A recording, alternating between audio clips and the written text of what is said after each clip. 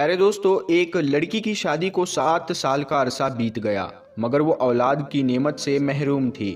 اس کے خاندان اور دوستوں میں جتنی بھی اس کے ساتھ کی شادیاں تھی، وہ سب کوئی 2، کوئی 3 اور کوئی 4 بچوں کی ماں بن چکی تھی۔ اس لڑکی کی بہت حسرت تھی کہ اللہ پاک اس کی گود بھی بھر دے۔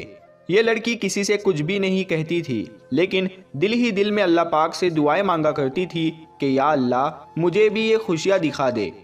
پیارے دوستو، اس لڑکی کی ساری سہیلیاں، یہاں تک کہ اس کے سسرال میں جن کی شادیاں اس لڑکی کے شادی کے بعد ہوئی تھی، وہ سب صاحب اولاد ہو چکے تھے۔ جہاں اس لڑکی کو سسرال والوں کی چبھتی نظروں اور چبھتے سوالوں کا سامنا کرنا پڑتا، وہیں پر خود بھی ہر پل اپنی سونی گود کی وجہ سے دکھی اور پریشان رہتی۔ اس نے ہمت کر کے اپنا چیک اپ بھی کروایا، لیکن یہ چیز دیکھ کر تو اسے اور بھی زیادہ تکلیف ہوتی تھی کہ اس کی رپورٹ میں بھی ڈاکٹروں نے تقریباً نا امیدی ظاہر کی، جس وجہ سے ہر وقت دکھی رہنے لگی۔ مگر دل میں ایک امید بھی رہتی تھی کہ اللہ پاک چاہے تو کچھ بھی ناممکن نہیں۔ ڈاکٹر کی بات کبھی بھی حاتمی نہیں ہو سکتی، کیونکہ وہ صرف اپنا اندازہ اور اپنے تجربے کی بنیاد پر کچھ کہہ سکتے ہیں، لیکن حقیقی فیصلہ تو اللہ پاک کے اختیار میں ہے۔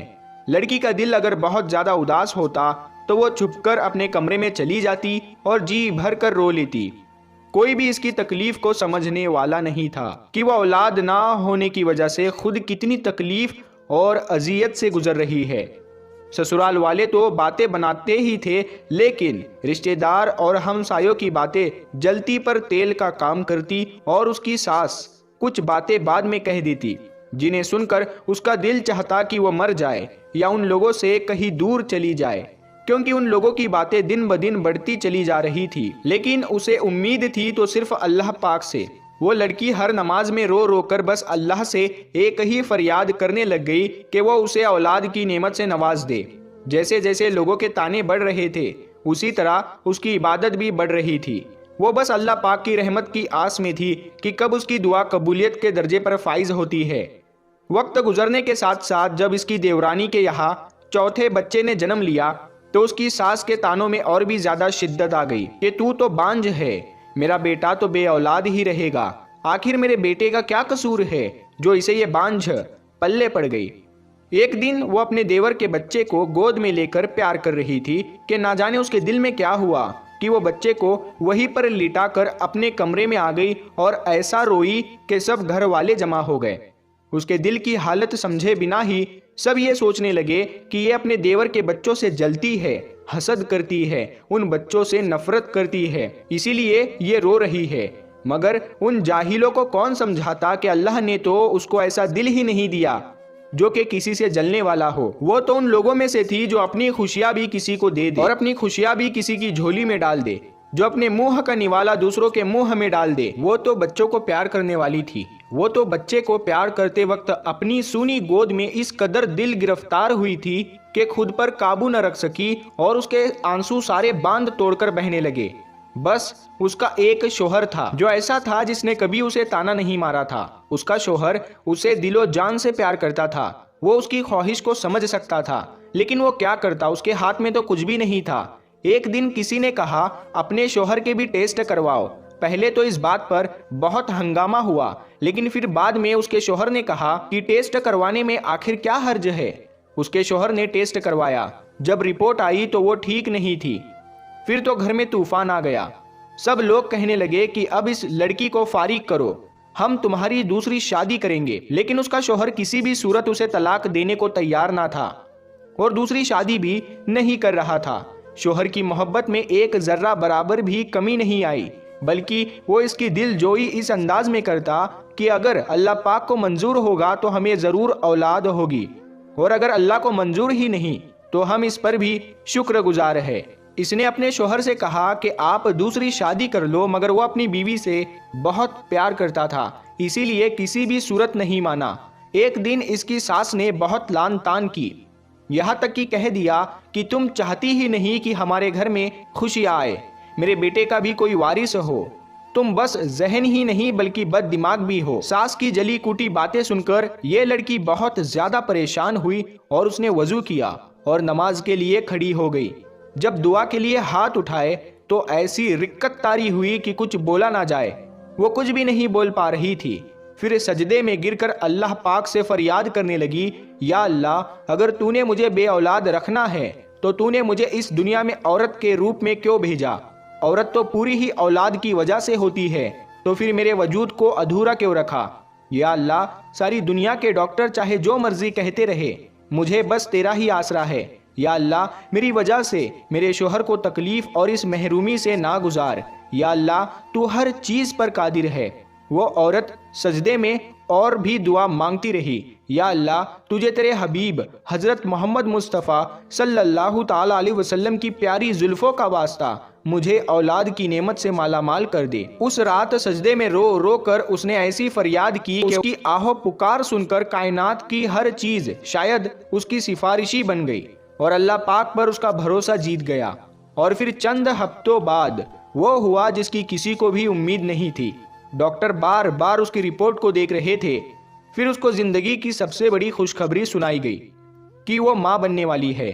ڈاکٹر اس کی رپورٹ دیکھ کر حیران ہو گئے کہ یہ عورت کیسے ماں بننے والی ہے۔ یہ بات سنتے ہی اس نے بنا کسی کی پرواہ کیے وہ ہاسپٹل کے فرش پر ہی سجدہ ریز ہو گئی اور اللہ پاک کا شکر ادا کیا کہ یا اللہ، تیرا شکر ہے، تیرا کرم ہے، مجھ گناہگار کی تو نے سن لی۔ تو پیارے دوستو، چاہے کچھ بھی ہو جائے، کبھی بھی کسی بھی حالت میں مایوس نہیں ہونا چاہیے۔ بے شک اللہ پاک جو چاہے وہ کر سکتا ہے۔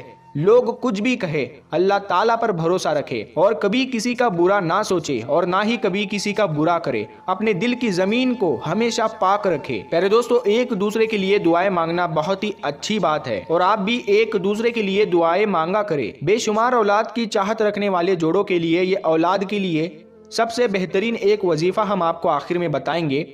نئے شادی شدہ جوڑے نکاح کے بندھن میں بنتے ہی پیارے سے بچے ہونے کے سپنے دیکھنے لگتے ہیں۔ انہیں بے صبری سے انتظار رہتا ہے کہ کب ان کے آنگن میں بچوں کی کھلکھلانے کی آوازیں گونجے گی۔ شادی کے پہلے سال ہی اگر بچے ہونے کا سبب نہ بن پائے تو میاں بیوی پریشان رہنے لگتے ہیں، اور جیسے جیسے وقت گزرتا جاتا ہے ان کی خواہش مزید بڑھنے لگتی ہے، دل پریشان اور بے چین رہنے لگتا ہے۔ شادی کو 3-4 سال گزر جائے اور اولاد نہ ہو پائے تو سسرال والے جینا مشکل کرنے لگتے ہیں، یہاں تک کہ آس پڑوس کے لوگ بھی باتیں بنانا شروع کر دیتے ہیں۔ ذرا اور وقت گزر جائے تو لوگ جینا مشکل کر دیتے ہیں، عورت میں عیب نکالنے لگتے ہیں۔ اولاد ہونے میں دیر ہونے کی کئی وجوہات ہو سکتی ہے، لیکن اپنے کیا غیر کیا سبھی طرح طرح کے تانے مارنے شروع کر دیتے ہیں، یہاں تک کہ عورت کو بانجھ ہونے تک کا تانا مل جاتا ہے۔ ایسے میں صرف اسی عورت کا دل جانتا ہے کہ وہ کس تکلیف سے گزرتی ہے۔ دن رات رو رو کر تڑپ تڑپ کر اللہ پاک سے اپنی گود بھرنے کی دعا کرتی ہے، اپنے بچے جلد سے جلد ہونے کی دعا کرتی ہے۔ ایسی سبھی میری پیاری پیاری بہنوں کے لیے میری دل سے دعا ہے کہ اللہ پاک اپنی رحمتوں کے خزانوں سے جلد ان کی گود اولاد کی نعمت سے بھر دے۔ آمین اللہم آمین۔ وہ عورتیں جن کا حمل ٹھہرنے میں مشکلیں آتی ہو، حمل ٹھہرتا ہی نہ ہو یا اگر ٹھہر بھی جاتا ہو تو کچھ دن بعد ضائع ہو جاتا ہو، یا پھر کسی شخص کی اولاد جنم لینے کے بعد زندہ ہی نہ رہتی ہو بلکہ کسی نہ کسی وجہ سے مر جاتی ہو، وہ یہ عمل ضرور کرے، بلکہ آج سے ہی اس عمل کو شروع کر دے۔ اللہ تعالیٰ بہت جلد ایسی اولاد عطا کریں گے جو نہ صرف لمبی زندگی اور صحت والی ہوگی بلکہ فرمانبردار اور نیک بھی ہوگی، اور اس بابرکت قرآنی وظیفے کی بدولت دنیا اور آخرت کی تمام مشکلات بھی حل ہو جائے گی۔ آمین۔ وَأَسِرُّوا قَوْلَكُمْ أَوِ اجْهَرُوا بِهِ إِنَّهُ عَلِيمٌ بِذَاتِ الصُّدُورِ أَلَا يَعْلَمُ مَنْ خَلَقَ وَهُوَ اللَّطِيفُ الْخَبِيرُ۔ پیارے دوستو، آپ کے اسکرین پر انگلش میں بھی دکھایا جا رہا ہے اور ہندی میں بھی۔ اولاد جلدی ہونے کا وظیفہ آپ کیسے پڑھیں گے، اس کا طریقہ کیا ہے؟ میاں یا بیوی میں سے کوئی ایک یا پھر دونوں چاہے تو دونوں بھی یہ وظیفہ پڑھ سکتے ہیں۔ خوب اچھی نیت سے وضو بنا لیجئے، صبح اور شام 11 مرتبہ یہ آیت مبارکہ پڑھیے۔ صبح فجر کی نماز اور شام کو مغرب کی نماز کے بعد آپ پڑھ سکتے ہیں۔ تو پیارے دوستو، امید کرتے ہیں آپ کو آج کا یہ ویڈیو پسند آیا ہوگا۔ ہم ملتے ہیں پھر ایک نئی ویڈیو کے ساتھ میں، تب تک کے لیے السلام علیکم، اللہ حافظ۔